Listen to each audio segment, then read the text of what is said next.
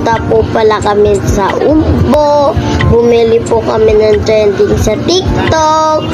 Yung candy po na umuusok parang ano po, yung matigas po siya ng onte. So, ayan po, binuhos na. Wow! Yan. Eat time. Yan po. O, si Joaquin po first. Di niya po kaya.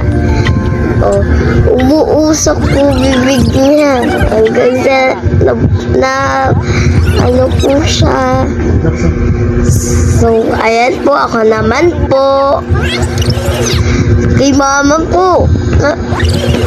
Tsaka kay Tito Ruel. Ngayon na po si mama. Kain na po tayo. At tteokbokki and fish cake. Yan po. Wow! Tikman na po natin. Noong una po, ang po.